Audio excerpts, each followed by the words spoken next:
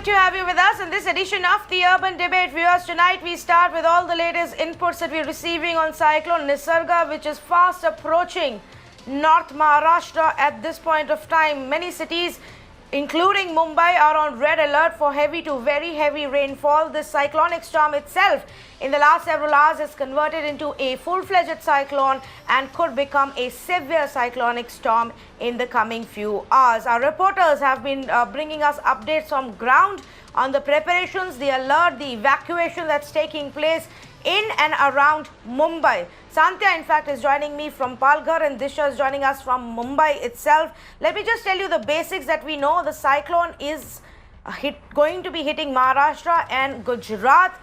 The larger impact will be seen later tonight and tomorrow in the first half. Heavy rainfall is expected all of tomorrow. Prime Minister Modi himself reviewed the preparation level for Maharashtra and Gujarat.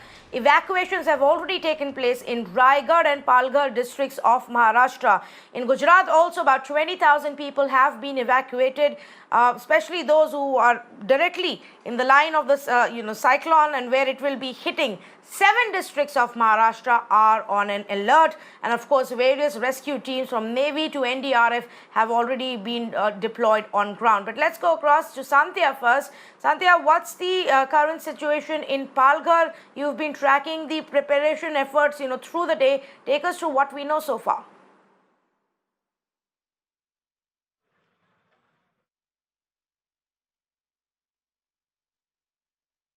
Okay, let's first actually go across to Disha, who's in Mumbai and has been bringing us updates. Disha, quite a few, preparations as far as the coastline itself is concerned. Of course, the authorities have been announcing, asking everybody to stay indoors. Where are you right now and what's the condition there?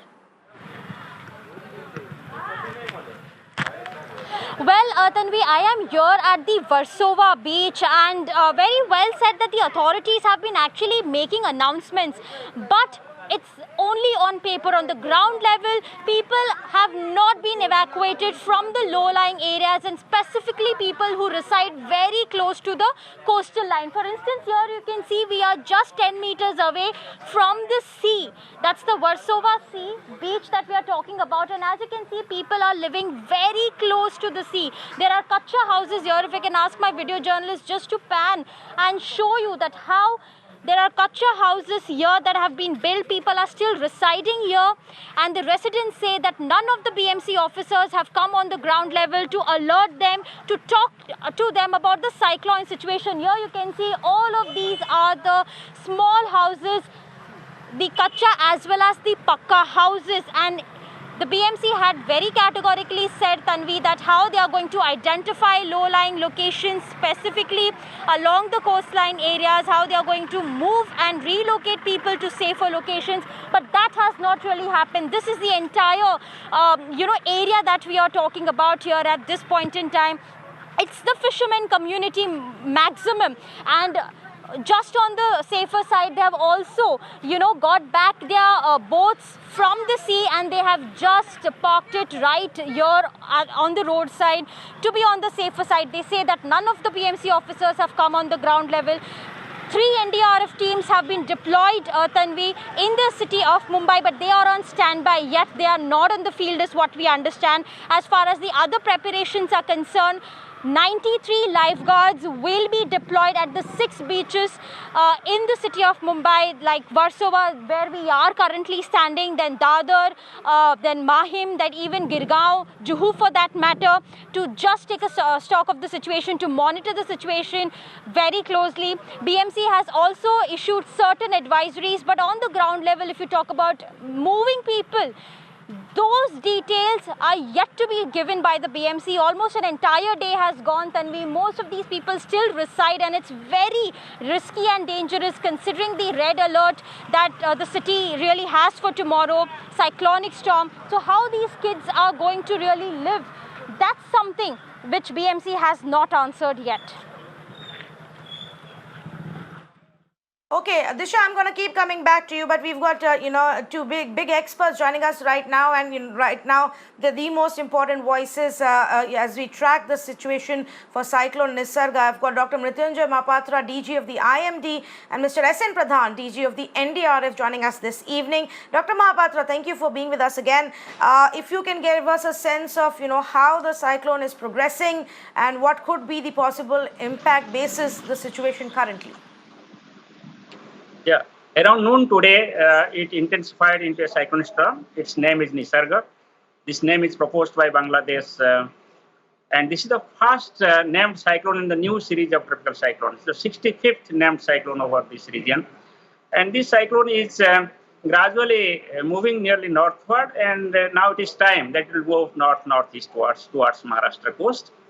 And we are expecting that it will gradually intensify further, and by forenoon of tomorrow, it will become a severe cyclonic storm with a wind speed of 100 to 110 km per hour, gusting to 120 km per hour. With this wind speed, we are expecting it will cross Maharashtra coast between Harihareswar and Daman, very close to Alibag. At the time of the landfall, the wind speed will gradually increase from third afternoon, and it will be realized over mainly Raigad, Thane, and Mumbai districts. So in addition to these three districts where we have the maximum wind of 100 to 110, gusting 120 kmph, we are expecting wind speed of about 70 to 90 kmph in the adjoining areas of Ratnagiri and Sindhudurg districts. And also similarly, we will have 70 to 90 kmph wind speed over Palghar and the districts to the south of South Gujarat, mainly Valsad, Dang, and Navsari districts. So these wind speeds can lead to the structural damages, leading to uprooting of trees, breaking of tree branches. There can be damage to horticultural crops, especially the banana, papaya, drumsticks, etc. Also, there can be damage to the loose structures like hoardings, etc. in the city areas. It can also have the damage to thatched houses, mud houses, tin houses, asbestos houses especially. So therefore, we can have the structural damages in the coastal areas. In addition to that, the rail and road communication will be affected because of the strong winds and also heavy rainfall. And air transport also will be affected because of the unstable atmosphere and the adverse weather conditions. So therefore, we have the adverse situation because of the surface, air, and road transport. In addition to that, the sea condition is very disturbed. So fishermen have been advised for not to venture into sea. Those who are at sea, they might have come back. Immediately, they should come back to the coast. And total suspension of fishing operation we have advised. And accordingly, because of these winds, we have the guidance that the low-lying areas, people should be evacuated from the districts, coastal districts of Maharashtra. Further, I want to inform that we are expecting heavy to extremely heavy rainfall. Rainfall has already started. Ratnagiri reported 5 centimeters by this evening, and rainfall is continuing over South Konkan. Gradually, rainfall will increase over North Konkan, and tomorrow, peak rainfall will be there from the afternoon. And we are expecting extremely heavy rainfall. That means rainfall more than 20 centimeters. So this type of rainfall can lead to low-lying areas, and there can be inundation of the standing crops. There can be effect on the standing crops, and salt pan also will be affected. And further, I want to say that because of this landfalling cyclone, we are expecting the tidal waves above the astronomical tide, about 1 to 2 meter high tidal waves will inundate low-lying areas of Thane, Raigad, and Mumbai districts. In addition, Ratnagiri districts also will have inundation of about 0.5 to 1 meter height above the astronomical tide. So you will have the multiple impact in terms of heavy rainfall, winds, and storm surge. Therefore, low-lying area people should be evacuated. They should move to safe places. Further, I just want to inform that people should believe in authentic information. They should not believe in rumors. Yes, absolutely. If I can just request you, Dr. Mohapatra, as well as Mr. Pradhan, to just be with us for 3 more minutes. I just want to listen into what Mr. Uddhav Thackeray, the Maharashtra Chief Minister, is saying on the preparation for the cyclone. Let's listen into that. जो काही प्रवाहच तो खंडित करावा लागेल. त्याहीपेक्षा मी आपल्याला सांगतो की जिथे जिथे आवश्यक नसेल तिथे विजेची उपकरणं वापरू नका. पाऊस आणि वादळ सुरू झाल्यानंतर अनावश्यक विजेची उपकरणं वापरू नका. आपल्याकडे घरी ज्या ज्या काही आवश्यक असणाऱ्या गोष्टी असतील, ज्या बॅटरीवरती चालणाऱ्या असतील त्या चार्ज करून ठेवा. मग त्याच्यात फोन असतील, इमर्जन्सी लाईट असतील, इतर काही उपकरणं असतील, ही चार्ज करून ठेवा की जेणेकरून आपल्याला वादळ आल्यानंतर समजा जर का वीज पुरवठा खंडित करावा लागला किंवा खंडित झाला तर आपली कुठे अडचण येता कामा नये. आपली औषधं जागेवर ठेवा, कारण कोरोना आहे ते पण एक संकट आहेच. एकामागोमाग एक संकट येतं आहे. परीक्षा आपली अंतिम वर्षाची परीक्षेबद्दल आपण निर्णय घेतला तरी निसर्ग काय आपली परीक्षा घेण्याचं सोडत नाही आहे. पण या परीक्षेमध्ये आपण पूर्ण ताकदीने सामोरं जाऊन त्यातून बाहेर पडायचं आहे. आणि म्हणून मी आपल्याला विनंती करतोय की आपल्या ज्या काही जीवनावश्यक वस्तू असतील त्या सगळे व्यवस्थित एकत्रित एका पिशवीत वगैरे ठेवून पटकन आपल्याला हाताला जेव्हा पाहिजे तेव्हा मिळतील अशा प्रकारे ठेवून द्या. मी काही सूचना आपल्याला वाचूनच दाखवतोय. त्याच्यात पहिली सूचना आपल्याला सांगितलेल्या आहेत की घराबाहेर असलेल्या सैल वस्तू बांधून टाका किंवा त्यांना घरामध्ये हलवा. महत्त्वाचे दस्तऐवज किंवा आपल्या काही मौल्यवान गोष्टी असतील त्या व्यवस्थित एकत्रित करून ठेवा. बॅटरीवर चालणारी उपकरणं, पॉवर बँक चार्ज करून ठेवा. दूरदर्शन आणि आकाशवाणीच्या सूचनांकडे लक्ष द्या. हे फार महत्त्वाचं आहे. अफवा अजिबात पसरू नका. अफवा असं जाणून बुजून कोणी पसरत नसतं, पण एकाकडनं ऐकलं दुसऱ्याने, दुसऱ्याकडनं ऐकलं तिसऱ्याने, तिसऱ्याकडनं, आणि कारण नसताना उगाचच काही ना काहीतरी अनागोंदीचा प्रकार होऊ शकतो. म्हणून दूरदर्शन आणि रेडिओवरच्या, आकाशवाणी यावरच्या सूचनांकडे लक्ष द्या. स्थानिक प्रशासन सगळीकडे सज्ज आहे.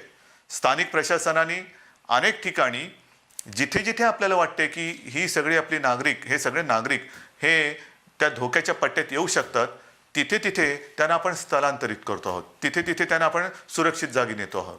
आणि मला एका गोष्टीचं समाधान आहे की प्रशासन दक्ष आहे, प्रशासन जबाबदारी घेत आहे आणि नागरिकसुद्धा त्यांना सहकार्य करत आहे. नागरिकांनो, मी तुम्हाला सगळ्यांना विनंती करतोय की प्रशासन आपली जबाबदारी घेतं आहे. ज्या ज्या गोष्टी प्रशासन सांगेल त्याला पूर्णपणे सहकार्य करा. प्रशासन आपल्या सोबत आहे. आपल्याला वेळेमध्ये सुरक्षित जागी हलवण्याची जर कुठे वेळ असेल तर प्रशासन सांगेल त्या सूचनांकडे लक्ष द्या आणि त्याचं पालन करा. आपलं घर म्हणजे खास करून मी ग्रामीण भागात सांगतोय आणि शहरी भागामध्ये सुद्धा समजा झोपड्या असतील, काही असेल तर कच्चं नसेल किंवा झोपडी नसेल तर आपला एक भाग घरातला आपत्कालीन एक भाग म्हणून करून ठेवा की जिथे समजा सोसाट्याचा वारा आला तर आपण सुरक्षित राहू शकू. त्याचबरोबरीने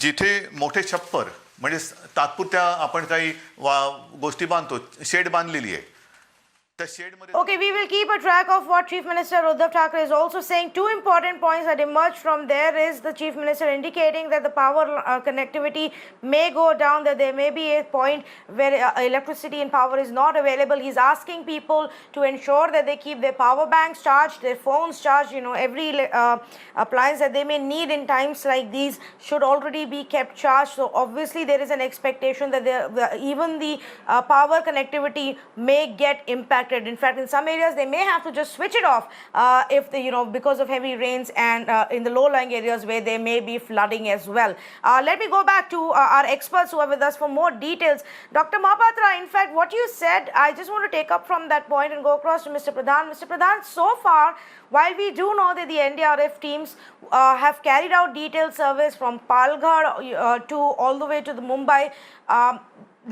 no evacuation has actually taken place from the low-lying areas of Mumbai. Is that part of the plan, though, for tomorrow morning?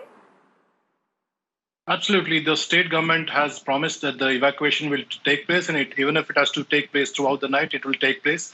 The the senior officer who was representing today the Maharashtra government in the National Crisis Management Committee chaired by the Honorable Cabinet Secretary did promise that the evacuation process has started, and the evacuation process will be completed well in time. So we take that word, and NDRF is on standby. Wherever they are being required, they are helping in the process. And yes, evacuation is the key to the entire preparation, and I'm sure that will be done before the day is out or the morning comes tomorrow.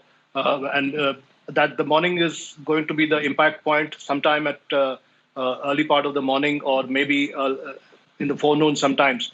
But before that, I believe that the effective evacuation would have taken place. Is there any, conversation you've already had with the state authorities on the level of evacuation that may be needed? And, while in Palghar and even in many parts of Gujarat, people have been evacuated in hundreds and thousands. In Mumbai, that's not happened. And it could become a challenge because of the large population and the fact that we are already dealing with COVID, Mr. Pradhan. Well, the state government is at the forefront of any disaster response, and the state government has assured us that the evacuation from the Mumbai urban areas, especially those areas and slum areas which are probably going to be impacted with flood waters or clogged waters, they are being evacuated and they will be evacuated in time. So we have to accept that version, and we are also watching that situation. The NDRF teams which are there, they are also on standby to be used if required. And I believe that the process has already started, and they are willing to do it the entire night, so that people in the slum areas, especially those slums areas which are probably going to be waterlogged, are moved to safe places. And that is the assurance we have got from the state government, and we have no reason to doubt that. Okay. I take the point that you're making. Dr. Mohapatra, the other concern that many have is that, the timing of the cyclone coinciding with the high tide that's expected here tomorrow around 10 a.m.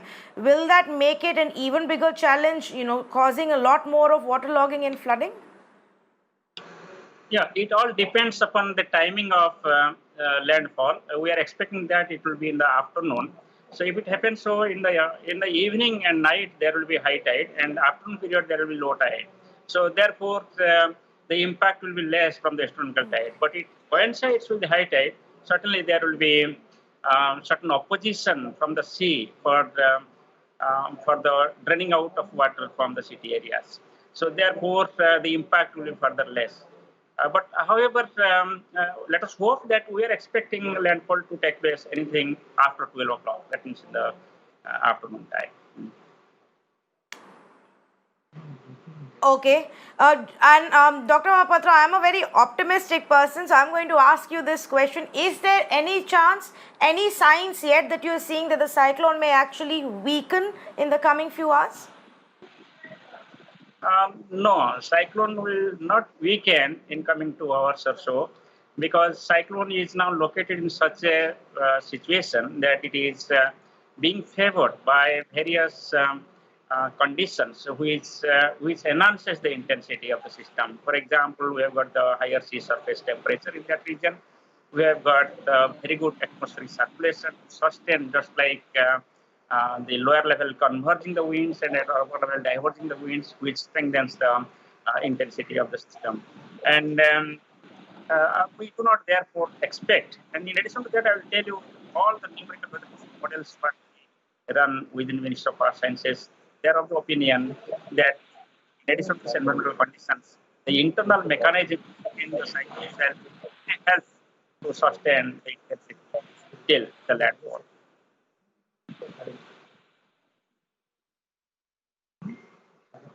Okay. I also wanted to ask Mr. Pradhan this question. Mr. Pradhan, in the light of what's going to happen, and especially because here in Maharashtra, we've not seen this kind of a cyclone in many, many years. So many people will not know what has to be done. If you can just let our viewers know what is it that we should do or should not do to, ensure that we are safe. Well, I think the first dictum of safety in terms of a disaster is that you assume the worst and then hope for the best. When you assume the worst, you prepare for the worst also. And that is why I would say that in the context of this cyclone, which probably is going to hit the urban areas in Mumbai, which was the case of Amphan, which hit the urban areas in Kolkata and did some devastation. I would advise first, the dictum is never believe that it will not happen to you. It could happen to you. So you must assume that all the precautions are also for you. It's not only for others. So you must stay indoors. We are talking of heavy rains accompanied by wind, and also the tidal system, which is going to be the third factor. The IMD has predicted 4 meters of storm surge. That may impact the drainage of Mumbai. And we all know that when the drainage of Mumbai is affected, there is waterlogging. So waterlogging, wind and rains. this combination is not a very savory combination, and I think the people should stay indoors. And the wind speed is bad enough to make objects flying weapons, and they can be lethal. So any flying tin sheet or an asbestos sheet or even a tree branch can be lethal. So all in all, I think people should stay indoors, take all the precautions, and not take a chance, and see the storm out. Probably over the next 24 hours or so, this is what we are looking at. That window has to be observed very carefully, and people must stay put inside their houses as far as possible. Okay, in fact, I just want to take this conversation across to Mr. Sunil Ahire as well, National Spokesperson for the Congress Party. Mr. Ahire, I'm a little concerned right now because, here are two experts sitting and telling us just how serious this is, the intensity of the cyclone, and that fact that there needs to be evacuation in the low-lying areas. The NDRF says state has assured them this will happen on time, but we haven't seen that kind of movement in Mumbai, and it's already night time. So when are we going to evacuate people from the coastline? Disha, our correspondent, is standing right now in Versova, where people living in kacha houses right next to the sea haven't even been informed what they're supposed to do.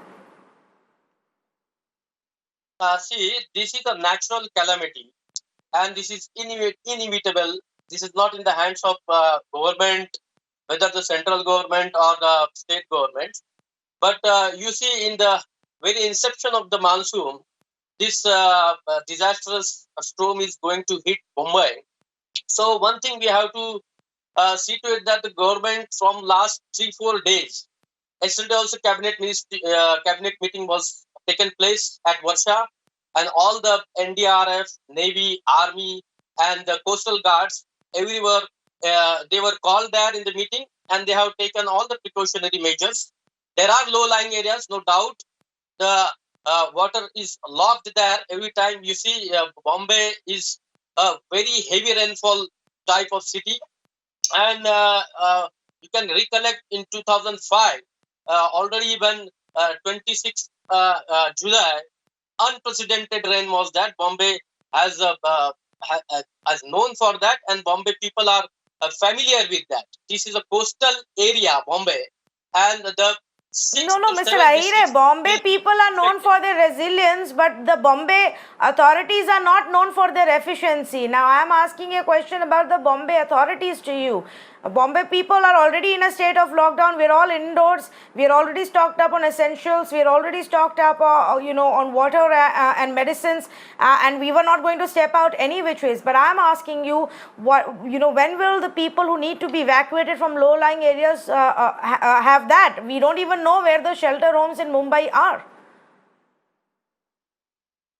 See, Bombay, the shelter homes, they are already told that schools and clubs and everywhere they have booked. Also, they have also booked the hospitals also for if some untoward things happen. Secondly, you are very correct that this is a habitual thing. Whenever there is a rain, there is problems to the Bombay municipalities. See, one thing we have to take into account. The administration is the same. The officers, years, when BJP government was there 6 months back, the same officers are there. Officers are overburdened, and because of the pandemic, global pandemic, they are very unrest. One thing is that, but then also our chief minister is working hand in hand with the home minister and prime minister. They have spoken on the video conferencing continuously, and as the prime minister had gone to Orissa when there was a cyclone there. He is also very much alert. These are all administrative decisions they take, but the implementing authority is always, the same, whether it is a BJP government or whether it is a Congress government. But one thing we have to do, Okay, Mr. Ahire, I want you to stay on with me. I request you to stay on with me.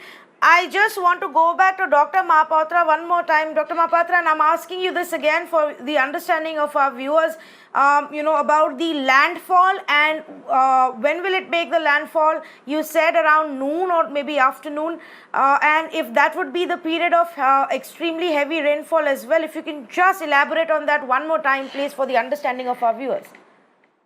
Yeah, you correctly said that the process may start from noon and actual landfall will take place in the afternoon tomorrow. And as the landfall process, we will have the heavy rainfall, we will have the strong wind, also we will have the tidal waves. The heavy rainfall already it has started in Konkan area, and gradually the rainfall intensity will increase. And tomorrow, at the time of landfall, it will be maximum. Then on 4th, it will decrease. Further, the wind speed also will gradually increase and it will become 100 to 110, possibly 120 kilometers per hour during the time of landfall, that is in the afternoon, you can say, noon or afternoon. And with that wind speed, we can expect damage to structures, especially the thatched houses, asbestos houses, tin houses, and mud houses are expected to be have large-scale damage. Also, it will have the impact on the hoardings and loose structures in the cities, etc. It can also have the impact on the transport and communication, like power lines and telephone lines may be affected, and that can be bending and uprooting of some telephone poles also. We can also have the expectation of uprooting of certain trees. And Dr. Mohapatra, yes, and in how long is it expected to last, that phase of heavy rainfall, strong tidal waves and the landfall impact itself? How long would it go on? Usually this maximum wind continues for about 6 hours and rainfall continues for about 12 hours. So rainfall is already started, that peak rainfall will be there for about 6 hours during that landfall time. And storm surge will start from noon onwards, or you can say afternoon period, and that also continues for about 6 hours. So therefore, wind and storm surge will be for about peak wind and storm surge will be for about 6 hours, and rainfall will be for about 12 hours, peak rainfall. Thereafter, it will decrease. Okay, so that's a considerable long time actually, and that kind of a rainfall, we know the kind of havoc it can create, in Maharashtra, especially in the city of Mumbai, that any which has a problem of waterlogging and flooding. Thank you, Dr. Mohapatra, for giving us those insights. Let me just quickly go across to Santia, because where she is, that's actually in the middle of all the action and all the activity. People are being moved to a shelter home. It's raining heavily already in Palghar. Santia, if you can hear me, what's the latest on ground?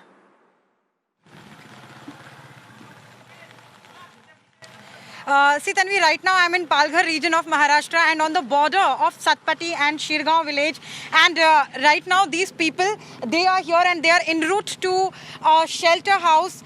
Sir, आप लोगों से बात करके जानना चाहेंगे, आप लोगों को कहाँ लेके जा रहे हैं अभी?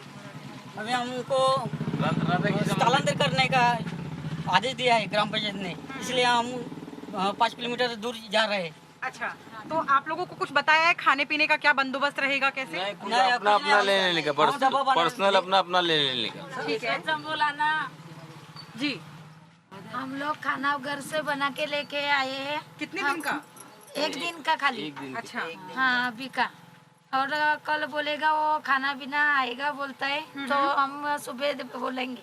अच्छा, लेकिन ये तूफान के बारे में तो इतने दिन से 2-3 दिन से बात हो रही है, आप लोगों को पहले नहीं लेके गए, अभी रात में बारिश के बीच में लेके जा रहे हैं? नहीं, अभी शाम को लगाया था, लेकिन वो टेम्पो लेट हो गया ना, इसलिए वो टाइम हो गया। अच्छा, तो टेम्पो आपका लेट आया है? हाँ, इसलिए हमको लेट जा रहा है, नहीं तो शाम को स्थलांतर हो गया था। अच्छा, तो ये खाने के अलावा और क्या क्या आप लोग चीजें साथ में लेके आए हैं? पानी का बोतल, सोने का चटाई और कपड़ा और। अच्छा, तो एक से कितने दिन का सामान? 2 दिन का सामान लेके आए। और पीछे कुछ और आपको ऐसे समझाया है ग्राम पंचायत ने या प्रशासन ने कि पीछे और आप घर को कैसे बंद करना है या कैसे कुछ समझाया? हाँ, वो अपना मौल्यवान वस्तु है ना, सब अपने साथ लेके जाओ और घर को लॉक करके लाइट वो सब बंद करके स्विच ऑफ करके तुम स्थलांतर करने के भाग जाओ। तो अभी इस टेम्पो में कितने लोग होंगे?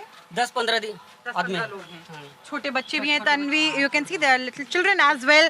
Of course it's inconvenient for them. It's dark here and in fact हाँ जी कुछ बोल रहे थे, आप बताइए क्या बोल रहे थे आप? Yes, as I was mentioning that it's inconvenient for them. It's dark out here. In fact, in some parts of this place, electricity has also been cut. But as you heard, these people said that because the tempo which was supposed to take them to the shelter house, it came late in the evening. That's why it took some time for them to reach the shelter house. Now these people are en route to their shelter house. And if we talk about Palghar area, Tanvi, for that matter, actually evacuation process, it started only in the afternoon because for the first half of the day, survey was being done by NDRF teams and the report was given to the local administration about what kind of evacuation and at what level the evacuation will be required. Now in Palghar, around 86 shelter houses are identified and around 42 to 45,000 people have to be evacuated and shifted in those shelter houses. According to the collector of Palghar, the capacity of these 86 shelter houses is 60,000. That's the situation as of now. But one thing which clearly, because we are moving in this area, we are traveling in this area. One thing which we could understand that the evacuation process actually started late. Tanvi, this could have been avoided. This kind of inconvenience could have been avoided. Of course, you saw there are little children. They are there in that tempo. Electricity is a problem in this particular area as of now. And moving these people to a new place is challenging during night time. So if this could have been done a little earlier, that could have saved these people from this kind of inconvenience. Tanvi. Yes, absolutely, Santia. In fact, because you've been there through the day, I also want you to tell our viewers what you saw through the day, how, in the morning, in many parts, they didn't even know what was going to happen. Nobody had gotten in touch with them. And by evening, what are the authorities telling you? How many people have been evacuated right now?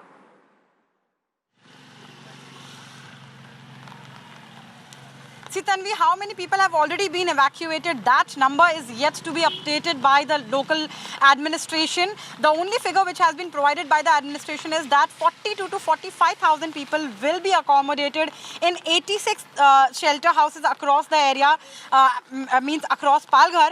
And the capacity of these shelter houses is actually 60,000 according to the collector of the area. So all the government structures, whether it's Anganwadi centers, government schools, Gram Panchayat Bhavans, or other government structures or other strong structures for that matter, are identified as shelter houses, and the evacuation process is still continuing. It's still going on. In fact, we saw that those people were being taken to the shelter house right now.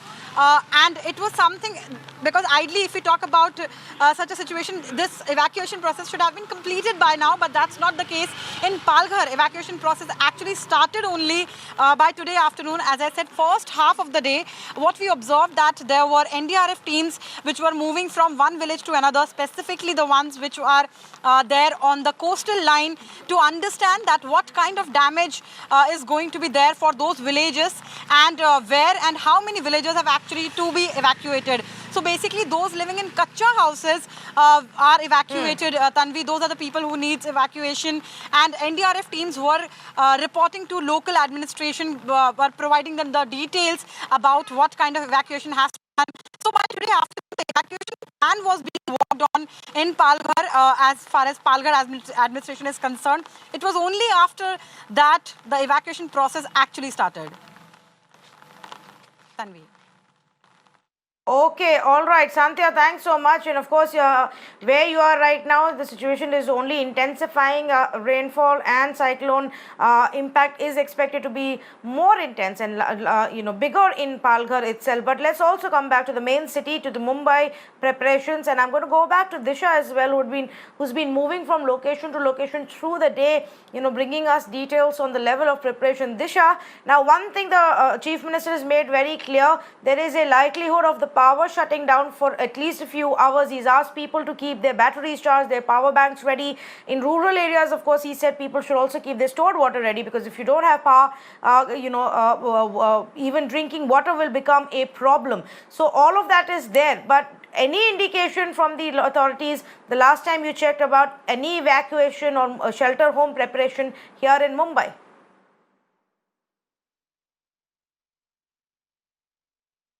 Talk about the preparedness ground level seems to be really a distant reality, because we have been moving from location to location through the day. First, we of course visited the Kolivara area, that is of Worli and Mahim, which of course is the COVID hotspot as well. Then we moved to the beaches. Beaches, Tanvi, where we saw that how people continue to live there. Apart from the police, there were nobody from the BMC or the authorities who came there and actually spoke to them or alerted them about tomorrow's situation. Nobody really tried to relocate them to the safer locations. If you talk about power disruption, yes, that is the major concern which the BMC has also warned through his social media post, but not really communicated to the people on the ground level. For instance, if you see this one entire lane of the road where the kacha houses have been built, Tanvi, which is very close to the sea, it does not have power at all. And the people continue to live here. There are approximately 2,000 such kacha houses in this entire lane, two sides of the road, which is very close to the sea, and over and about 3,000 people, including kids. So here the damage, of course, considering it's a red alert for Mumbai, it is going to be intense. It is going to be intensified.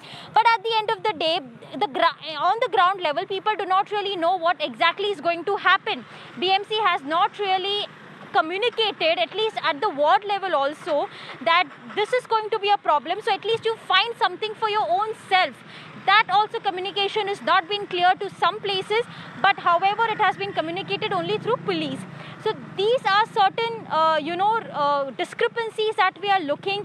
Even today as we speak, it's 8:45 p.m. Tanvi, and the BMC has still not shared details with us, despite us several calls about how many people have been evacuated, whether they have been evacuated or not from the low-lying areas, how many shelter homes. None of the authorities from the ward level to the municipal commissioner have been able to answer us.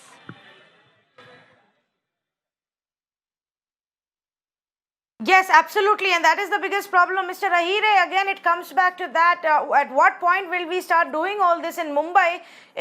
Once the heavy rainfall starts, waterlogging will begin in 1 hour to 2 hours max. That's what happens every time. Then how will we evacuate people? See, the correspondent who has shown the area is Worli village, the aborigine of the Mumbai people. That is a village, and already it is heavily affected by the COVID-19, and already number of people are being put into quarantine centers. So therefore, she might be seeing that thing, but it is not the case. The administration is very much alert, hand in hand with the central government administration, and all the machineries, government machineries, are taking the call at the appropriate time. I think that the expectation of the cyclone is that it will hit tomorrow in the morning or in the afternoon. By the way, Bombay is a very small, and now roads are all empty. They will be immediately, within half an hour, they will be shifted to the safer place. That is no issue. It is administration which is taking the time, because they have to prepare all other things also, quarantine, because we are not in the normal course of action. There is a COVID situation is going on, pandemic is going on. When we ship them, we have to take care of them, that their distance are maintained, all due whatever these things are there for the COVID-19 measures are there, precautionary measures. They have to take care of that also. So the administration is doing everything very perfectly, and I think in the night, every people who are vulnerable to this cyclone will be placed in a proper centers, whether it is a schools or whether it is a clubs or whether it is whatever the government machinery has hired or has been provided, they will be shifted. There is no doubt about it. The Chief Minister has time and again has issued the advisory. Personally, has by the Facebook and other media, he has came to very close to the citizens of the Mumbai and Maharashtra. I think, and before that also, WhatsApp groups also, everybody has been alerted, and I think everything will be, with God's grace, everything will be proper. Okay, I know you're saying this, Mr. Aire, but I'm not seeing any preparation in Mumbai apart from lifeguards being deputed on the beach. Now, people are, Nivichers not going to the beach because this is the time of a lockdown. Nobody is allowed to venture out to public places. Those who are living there continue to live there. So, I don't know what, action taken you're talking about in Mumbai. Yes, on the outskirts there has been. In Mumbai, though, we have one story that emerged where COVID patients were actually moved to a safer zone. Neha, our reporter, was present at that location bringing us that update. I just want to play out that report before we bring more details of what the Chief Minister said to our viewers. So stay with us and look at this report meanwhile.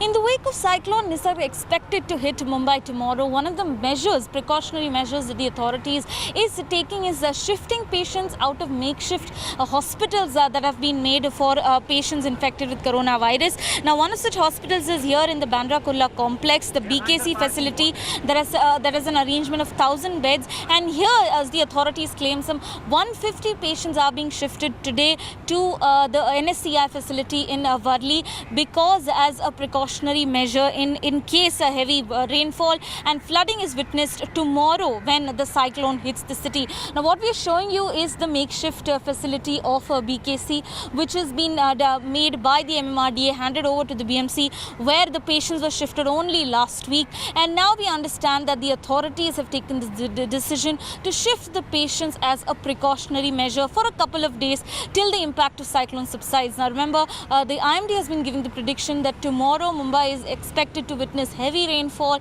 because of the cyclone, and in case if there is flooding, the authorities are ensuring that the patients are shifted to a safer facility. Now, the MMRDA claims that while this facility is able to sustain the impact of a wind velocity of up to 110 kilometer per hour, but just to ensure that the patients remain safe, they are being taken to the Worli's facility, and they will all be taken today before the impact of cyclone is witnessed in the city. With camera person Ram, this is Neha for Mirror Now from Mumbai. Well, let's go across to Mayuresh, who was tracking the news briefing by Chief Minister Uddhav Thackeray. Mayuresh, Chief Minister Uddhav Thackeray said he's spoken even to the centre and he's tracking all the developments. But was there any mention of the evacuation or, shelter homes or backup that has been prepared here in the city of Mumbai? There is no mention of exactly evacuation in city of Mumbai, but as you said, Tanvi, yes, Uddhav Thackeray confirmed it that he spoke with Honorable PM and Home Minister, and both of them have assured that the centre will support, and they have ensured that the centre is behind Maharashtra government. Whatever Maharashtra government needs, centre will provide that. But as you said, that Uddhav Thackeray said, especially in rural areas, if there is any need of evacuation or if there is a need to shift people from one place to some safe place, then he has requested people to cooperate with the district administration and don't believe in any kind of rumors. District administration is there for everyone to help them out, as well as timely. Maharashtra government will be sending the updates. That's what the information Uddhav Thackeray gave in his address. So he said, do not believe in any kind of rumors, or we will send the information, updates either via TV or via radio. Okay, so we will wait for those updates to come. Don't wait, and in fact, we will be the ones putting those out. Again, what Chief Minister has said about not believing in rumors, I would emphasize on that as well to our viewers. Stick to what the officials are telling you, what the IMD says. Constant updates are being putting out on your channel. here on Mirror Now. We are constantly telling you what NDRF is saying, even what BMC is putting out. All of those updates are right here on this channel, and this is what you need to know and what you need to track to prepare yourself as Cyclone Nisarga fast approaches and intensifies as it approaches Mumbai. So we're going to keep a very close eye on that. Mayuresh, thanks for joining us. Thanks to all of our guests as well. We're going to take a short break here, viewers, and on the other side we put the spotlight on what's happening in United States. Stay with me.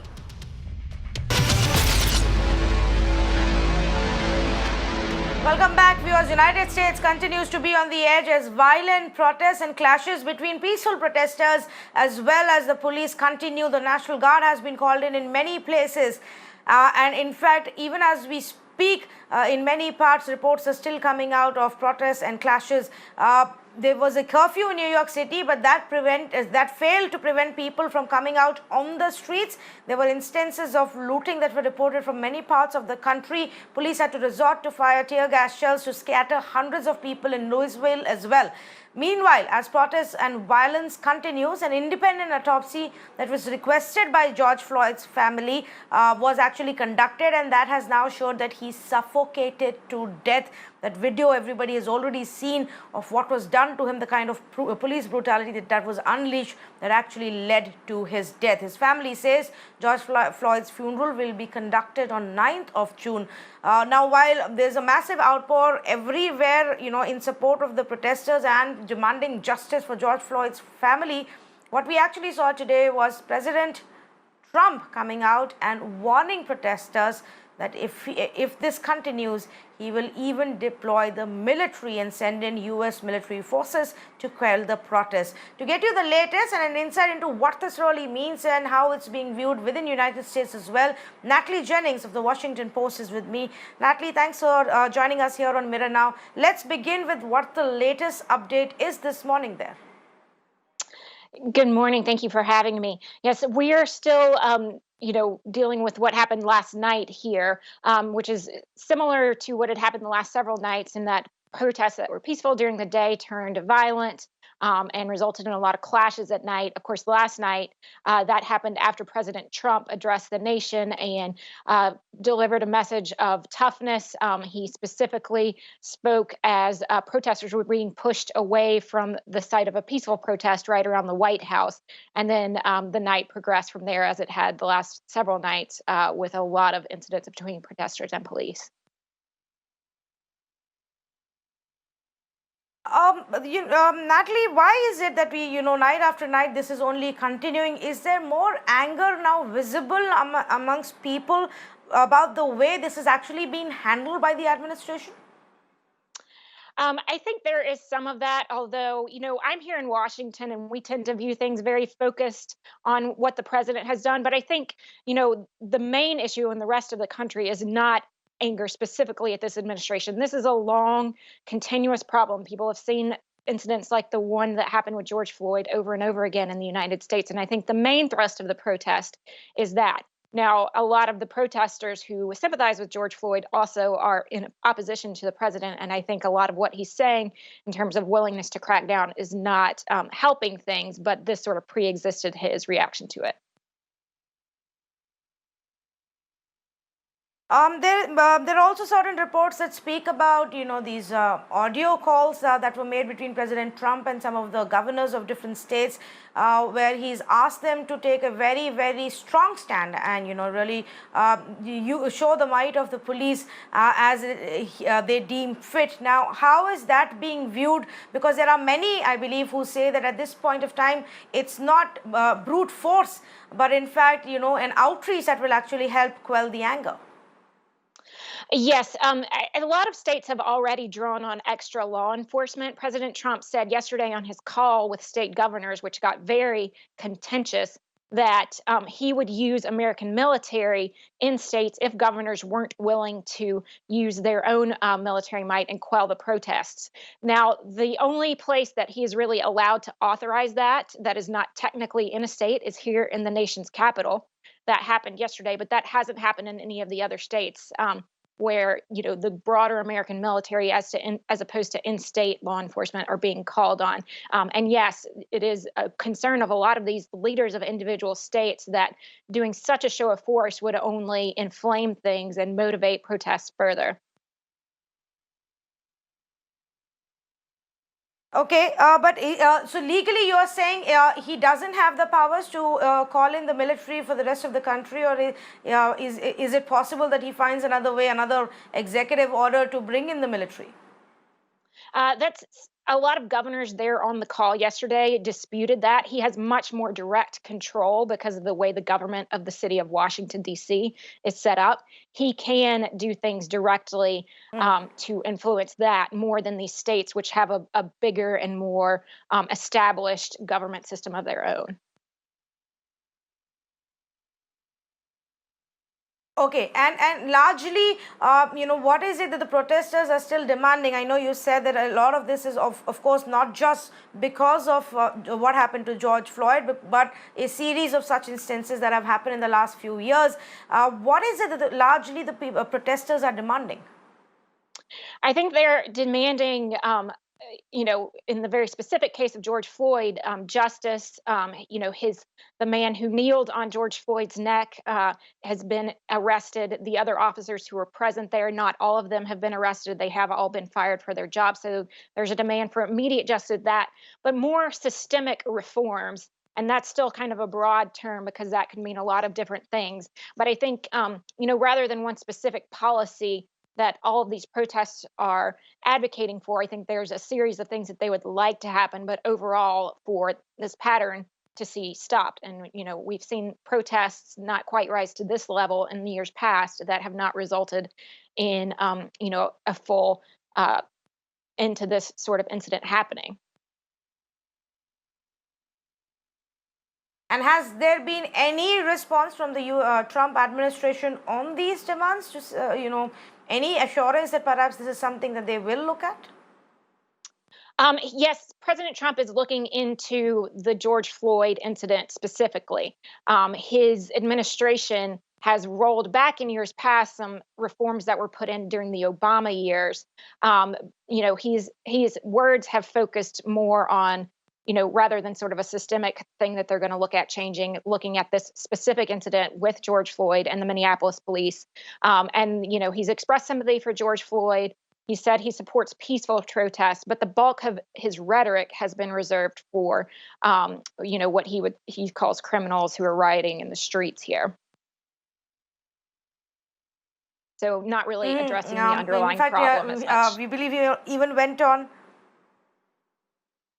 He even went on to use the term, you know, acts of domestic terror, which have obviously grabbed headlines across the globe for, you know, the description that he's put out. But Natalie Jennings, thank you so much for joining us and, you know, bringing us those updates there live from Washington as United States actually wakes up after another night of protests and riots and violence. The situation doesn't seem to be cooling off at all right now in any part of United States. Well, time for a quick break. On the other side, we one more time put the spotlight on how private hospitals are charging you steep prices, exorbitant prices for COVID treatment. Should that be regulated? Should that be capped? What kind of transparency should we demand? Stay with me.